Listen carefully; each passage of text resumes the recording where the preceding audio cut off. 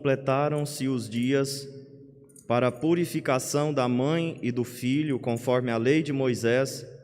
Maria e José levaram Jesus a Jerusalém, a fim de apresentá-lo ao Senhor. Depois de cumprirem tudo conforme a lei do Senhor, voltaram a Galiléia para Nazaré, sua cidade. O menino crescia e tornava-se forte, cheio de sabedoria, e a graça de Deus estava com ele. Palavra da salvação. Glória a vós, Senhor. Das muitas coisas do meu tempo de criança, guardo vivo na lembrança o aconchego do meu lar.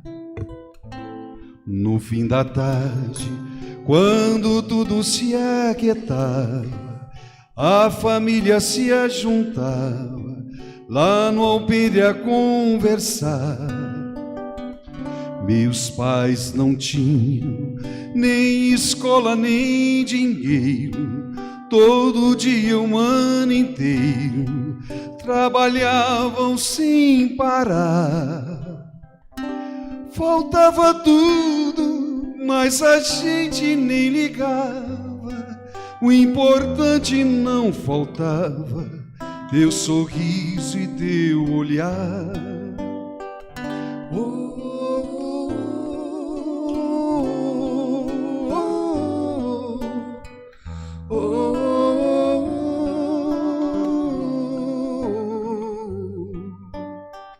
Eu tantas vezes vi meu pai chegar cansado, mas aquilo era sagrado.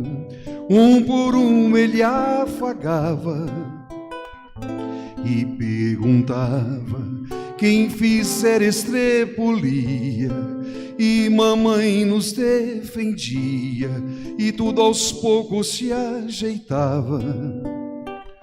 O sol se punha, a viola alguém trazia, todo mundo então pedia pro papai cantar com a gente. Desafinado, meio rouco, voz cansada, ele cantava mil toadas, teu olhar no sol poente. Meus caros irmãos e irmãs, hoje nós celebramos com muita alegria a festa da Sagrada Família de Nazaré. E celebrar a Sagrada Família é uma ocasião para nós rezarmos pelas nossas famílias, também para a gente meditar o que é a família segundo o coração de Deus. O que é o desejo de Deus para a família, o que Deus quer, o que Deus pensa a respeito da família. Então existe um projeto de Deus, existe uma vontade de Deus sobre a família. Então vamos nos deter um pouco nesta meditação, vamos nos deter um pouco nesta contemplação da família segundo o plano de Deus. Nessa festa de hoje nós poderíamos assim propor várias reflexões. Poderíamos aqui meditar sobre a condição da família de Jesus.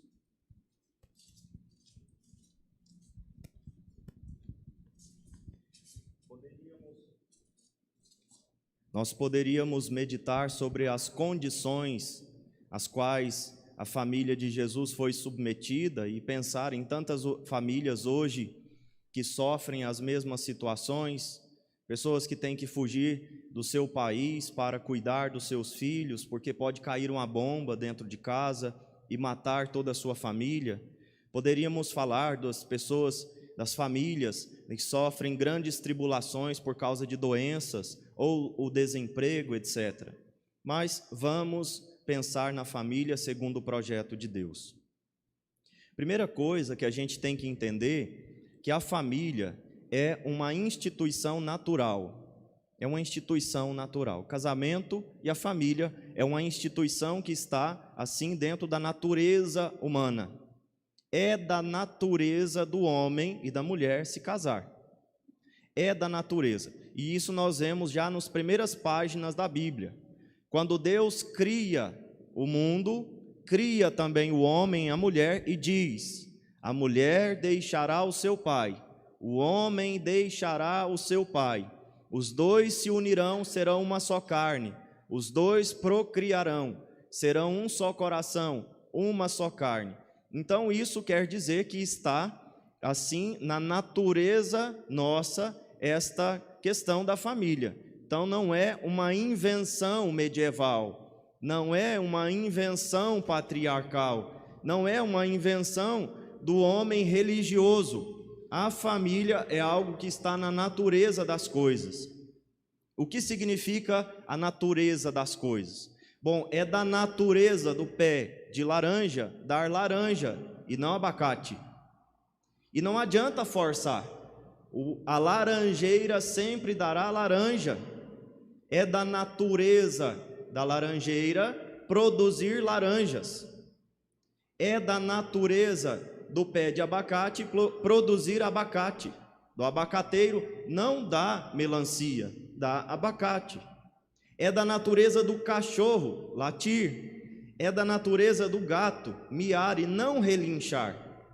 Então, as coisas têm a sua natureza, e isto precisa ser respeitado e considerado. O homem de hoje, a sociedade hoje, sobretudo a ideologia que nós vemos muito forte hoje nas escolas, na faculdade, nas grandes mídias. O homem de hoje, a sociedade hoje quer que a gente acredite na mentira de que não existe natureza. Na verdade, cada um se faz, sobretudo o homem. Ele é livre para ser o que quiser. Então o homem pode se casar com outro homem. A mulher pode se casar com outra mulher. Também, se eles não quiserem se casar com gente, pode recorrer aos animais e casar-se com animais. Pode também casar-se com a mala. Essa semana eu vi uma notícia de uma mulher que tem desejos por objetos, tem desejos afetivos e sexuais por objetos e se apaixonou por uma mala e casou-se com ela na presença dos amigos. Então, a sociedade de hoje quer que a gente acredite que não existe natureza. E se não existe natureza das coisas, eu posso dizer que o pé de laranja tem que dar abacate. Eu posso dizer que o homem pode se casar com a mala ou com um cachorro, como já aconteceu também. Posso até deixar a herança para eles, inclusive, vai dar trabalho depois, né? Alguém vai ter que cuidar do cachorro, vai ter que ter um tutor. Acontece. Então, o homem de hoje quer nos fazer acreditar que não existe natureza. E se eu acredito que não existe natureza, então a família, ela corre um grande perigo. Porque eu comecei dizendo que a família é uma instituição natural. Mas se não existe natureza, a família perde a razão de ser. Se não existe natureza das coisas, eu posso então fazer a família do jeito que eu quiser. Ou melhor, eu posso nem ter família, excluir a família da sociedade, acabar com a família. Nós vemos até discussões no Congresso, comissões no Congresso discutindo como a gente pode resolver este problema. Como a gente faz para acabar com o termo família? Como a gente faz para acabar com a instituição chamada família, que é a grande opressora da sociedade? A grande opressora que não deixa as pessoas adquirirem, tomarem posse dos seus direitos. Já vi discussão no Congresso, em comissões, sobre isso. Uma pessoa disse: nosso grande legado aqui vai ser acabar com a família. Nosso grande legado aqui neste congresso deverá ser isto. Então a família é atacada, porque o homem de hoje rejeita a natureza. O homem de hoje quer rejeitar essa história de ter a natureza das coisas. Mas em todo caso a família é uma instituição natural. E é uma instituição natural que, claro, foi revestida de uma missão divina, de uma graça divina. Qual é a missão da família? Na sociedade, a missão da família é ser aquela célula principal, é ser aquele baluarte ou aquela coluna principal que sustenta todas as coisas. Se você quer arrasar com uma sociedade, você destrói as famílias. Família é a primeira peça do dominó. E se você derruba, todas as outras coisas, por consequência, também caem. A cultura cai, a religião cai, a fé, todas as outras coisas tendem a cair, como num efeito dominó. Então, a instituição mais atacada, com certeza, é a família. Por quê? Porque, embora a família seja tão atacada, embora a família seja tudo isso, ela é também forte. Você pode ir lá na laranjeira, bater na laranjeira, brigar com a laranjeira, tacar pedras na laranjeira, ela vai continuar dando laranja, porque a natureza fala mais alto. Então a família, ela resiste, porque a natureza fala mais alto, só que sofre gravemente, e a gente precisa ajudar as famílias a retomarem a sua missão fundamental, de ser o que neste mundo? Bom, de ser esta coluna que sustenta, que educa, esta coluna que sustenta os princípios, a cultura, os valores, e também, falando espiritualmente, ser aquela instituição que leva para o céu. Então, segundo o plano de Deus, a família deve ter este caráter humano, é claro, sempre, mas com este olhar divino, este desejo de ir para o céu, de fazer este lugar o seu céu, o máximo possível, mas sobretudo conduzir as coisas para Deus, os filhos para Deus. A mulher conduz o marido para o céu, o marido conduz a mulher para o céu, os dois conduzem os filhos para Deus. É assim. Então aqui a sociedade deve ser, a família deve ser este ninho na sociedade, onde se vivem os valores, a dignidade, a cultura e também a fé. A família é uma instituição que resiste e que sustenta a sociedade, que sustenta também a igreja, que sustenta a cada um de nós. Quando a gente está com dificuldades, geralmente é a família que socorre. Quando o marido briga com a mulher e larga dela, às vezes corre para a casa da mãe. Quando a mulher larga do marido, sai correndo para a casa do pai. Isso acontece muito. Quando está lá com alguma dificuldade, recorre à família. A família ajuda, sustenta, guia, conduz. Precisamos fortalecer as famílias.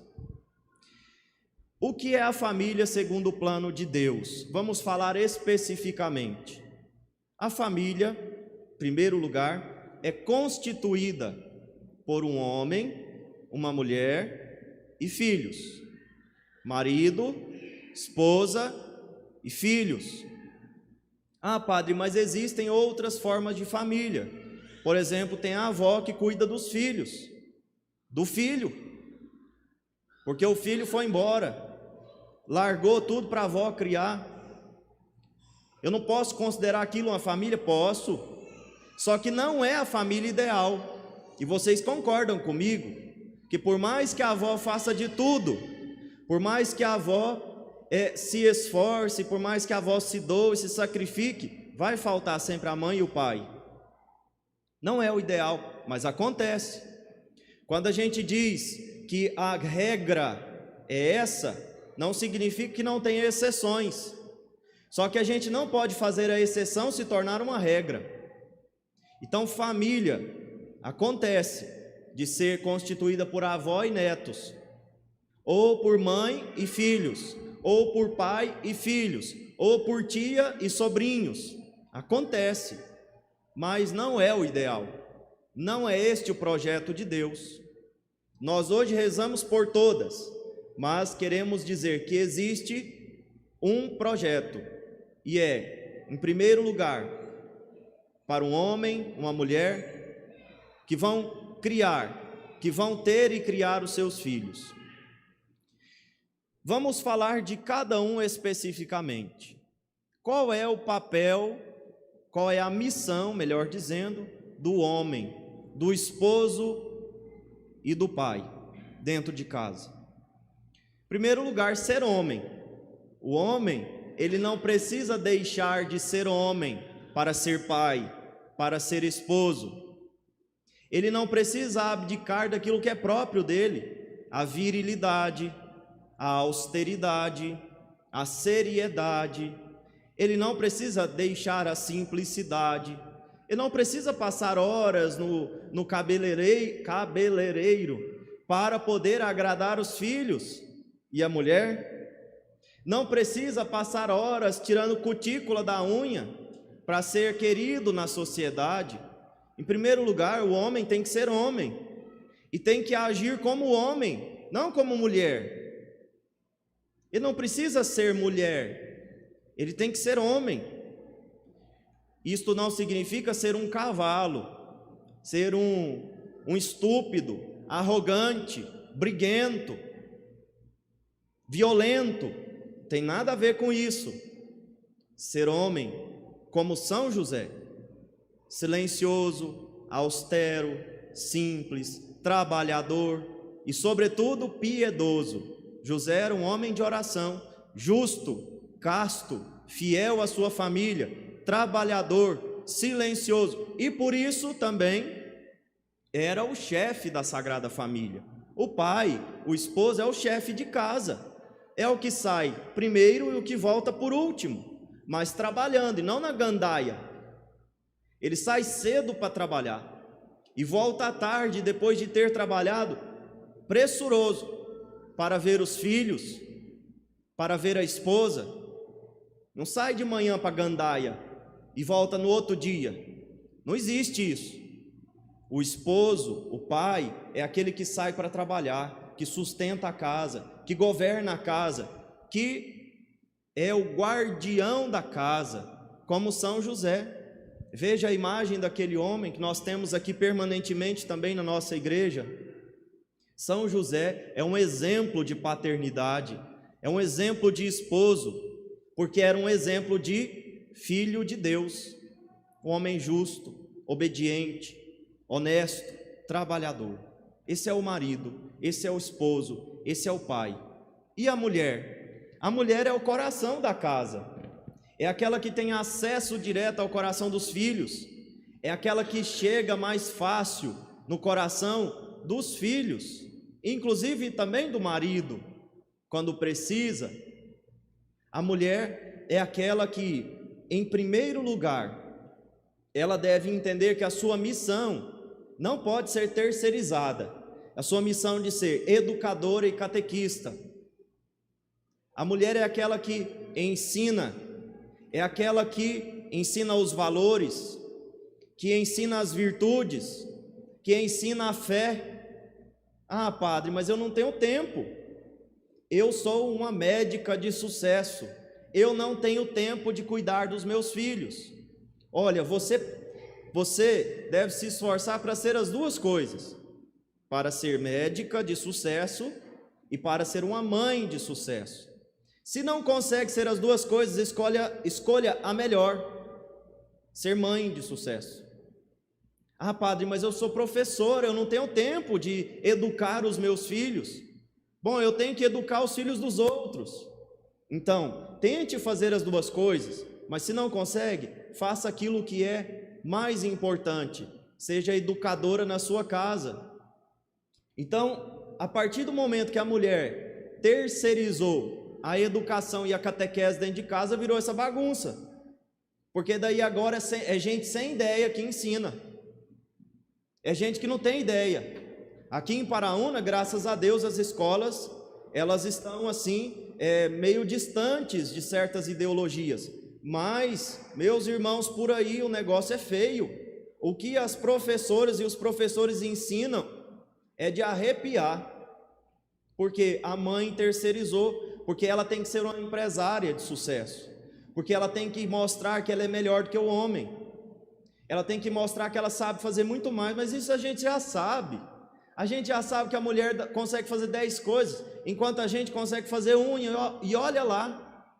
Mas não precisa sacrificar aquilo que realmente é importante para se autoafirmar. Nós sabemos, e desde sempre, sobretudo aqui nesta cena, nós sabemos que você é muito importante, mulher. Sobretudo quando você se dá a sua missão de ser mãe, de ser esposa. Aí você é muito importante, porque você muda tudo. Você transforma essa sociedade com o seu ser mãe e esposa. Então esta é a mulher, como Maria. Maria foi esta mulher, simples, humilde também, piedosa, dona de casa, ensinou Jesus aquilo que ele precisava aprender, porque o verbo de Deus, onisciente, se prestou a conhecer as coisas. Nós vimos aqui, ele crescia como uma pessoa sábia, ele era submisso aos seus pais. Então Maria ensinava, carregava Jesus pelas mãos, conduzia, melhor dizendo, pelas mãos. A mulher, como Maria. E o filho? O filho é aquele que segue os caminhos dos pais. O filho é aquele que existe por causa do pai. Existe pai sem filho? Sim ou não? Não. Como que existe pai sem filho? Eu só começo a ser pai no momento que eu tenho um filho. E também não existe filho sem pai. São termos que são relativos. Pai e filho, podemos colocar pai, filho e mãe. Pai e filho são termos relativos. Um não existe sem o outro. Então, o filho, ele é aquele que é filho por causa do pai e da mãe, e ele segue os caminhos do pai, ele segue os caminhos da mãe, vendo sobretudo o exemplo desses dois, vendo o amor entre esses dois, vendo o sacrifício destes dois, este filho cresce também virtuosamente. O filho é aquele que segue, que trilha os caminhos dos pais, e por isso obedece, e por isso se submete. O filho tem que se submeter, o filho tem que obedecer aos pais. Como eu falei, o homem não precisa deixar a sua virilidade para ser próximo do filho, não precisa nada disso. Eu sei que eu estou demorando, mas hoje é uma missa especial, então vocês se acalmem aí que eu vou demorar. Estou preparado para demorar. Hoje eu acho muito estranho quando eu vejo no Instagram o pai deixando a filha maquiá-la. Para que isso? Por que sua filha tem que te maquiar para ela se sentir próxima a você? Não basta você ser um pai bom? Você precisa se tornar uma mulher, uma mocinha, melhor dizendo, uma amiguinha da sua filha? Pai, você não é amiguinha da sua filha, você é pai dela. Você é amigo dela, ela não é sua amiga não. Você sim é amigo dela. Você, mãe, é amiga do seu filho, ele não é seu amigo, seu confidente. Ele é aquele que confidencia as coisas a você porque confia em você, pai e mãe, mas vocês não. Vocês não podem ter os filhos como os confidentes, aqueles que escutam as lamúrias do casamento. A gente precisa entender que existe uma hierarquia dentro de casa. Existe uma hierarquia. O filho e a filha têm que olhar o pai como pai, não como uma mocinha que brinca comigo. Não precisa. Isso é desnecessário. No máximo, a filha pode maquiar a mãe, quando não tem a irmãzinha para maquiar, no máximo, mas você não, você pai não, porque você não usa maquiagem, você não se veste de mulher, você se veste de homem, e também vice-versa, a mãe não precisa também se vestir de homem, para poder entrar no universo do menino. Seja mulher, seja modesta, seja feminina, e você estará ensinando muito mais ao seu filho do que renunciando a isto. Ah, mas esse padre é muito preconceituoso. Ainda mais nesses tempos que nós vivemos hoje, é tudo diferente. Em que mundo você vive, padre?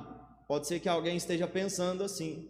Eu vivo no mundo de Deus, no mundo que Deus sonhou, que nós precisamos perseguir, que nós precisamos buscar como meta.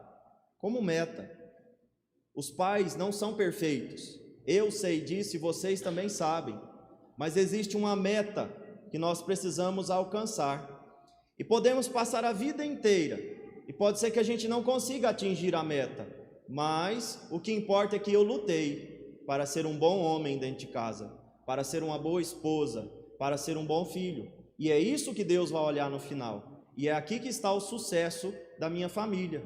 E para finalizar, meus irmãos, por que será que existe essa hierarquia dentro da família de Nazaré que deve existir na sua casa? Por que será que Jesus era obediente a este homem? Ele sendo Deus, Jesus é Deus, verdadeiro homem, verdadeiro Deus, Filho eterno. Ele obedece a esse homem, que é o menor dentro de casa. Vocês concordam que José é o menor? É ou não é? Porque tem Jesus, Deus, a Virgem Santíssima, mãe de Deus. Ele é o menor, e no entanto a mãe de Deus obedece ele, o Filho de Deus obedece ele. Por quê? Por que esse homem é assim, que tem tanta credibilidade dentro de casa? Por que esse homem é tão obedecido, tão seguido dentro da sua casa? E por nós também como fiéis, como admiradores, mas também como imitadores. Por quê? O segredo de São José está não na violência, não no medo que ele botava dentro de casa. Jesus não obedecia José porque José era brabo, porque ele pegava o cinto e falava: olha aqui, ó, se você não ficar quieto na missa, eu vou dar uma cintada em você. Não é isso. Jesus não obedecia José porque ele colocava ameaças o tempo inteiro. Você vai ver quando chegar lá em casa. Ó, tô anotando tudo, tá aqui, ó. Tá tudo anotado, você vai ver. Você vai me irritando, você vai me provocando, Jesus. Não tem nada disso. Jesus obedecia a São José, e Maria obedecia a São José não por causa da violência, das ameaças, da sua brabeza, mas porque ele era um homem de Deus e escutava o Pai. Quando ele precisou levar a família para o Egito, fugindo de Herodes, Deus falou para ele, através do anjo: pega a sua família e corre para o Egito, porque querem matar o menino. Falou para José, porque é o chefe da casa, e os dois obedeceram. É claro, Jesus um bebezinho, mas certamente, enquanto esteve sob o teto de São José, obedeceu a José, foi atrás. Quando precisou voltar, falou para ele também. Eles foram, porque era um homem que estava com os ouvidos e o coração aberto para Deus, era atento às coisas de Deus, só isso. Então o pai só terá credibilidade dentro de casa quando ele souber ouvir a Deus, quando ele determinar dentro da sua casa aquilo que Deus quer. A mulher vai atrás, e o filho também. E a mãe, onde está a autoridade da mãe? Também está nisso, também está em ser uma voz de Deus dentro de casa. A autoridade da família está em Deus, porque toda a autoridade vem dele. Se você quer ser uma família sem Deus, será uma família autoritária, causará feridas e revoltas nos filhos, e depois vai criar filhos que lá na frente vai querer lá no Congresso destruir a família, dizendo: que história é essa de pai? Que história é essa de mãe? Vamos acabar com esta instituição opressora. Meus irmãos, neste dia que nós contemplamos a Sagrada Família de Nazaré e nos propomos aqui a refletir sobre a família segundo o projeto de Deus, peçamos a graça de Deus para que cada dia as mães sejam como Maria, os pais sejam como José e os filhos como Jesus. Imitadores desta família. As famílias serão bem-sucedidas à medida em que imitarem as virtudes e a vida de fé desta família. Que a Sagrada Família de Nazaré seja nossa inspiração, nosso exemplo, também a intercessão que nós precisamos neste dia. E agora nós vamos concluir esta reflexão, concluindo também aquela música do Padre Zezinho, que nós ouvimos no início da reflexão. Uma música que chama Utopia, para dizer assim, segundo o Padre Zezinho, que a família, segundo este projeto que eu coloquei aqui, é uma utopia na cabeça de muita gente. É apenas uma fantasia, algo inatingível. Mas olhando para a família de Nazaré, nós sabemos, é possível ser família de Deus. Então, peçamos a graça que nós precisamos. Passou o tempo, hoje eu vejo a maravilha de se ter uma família, enquanto tantos não a têm.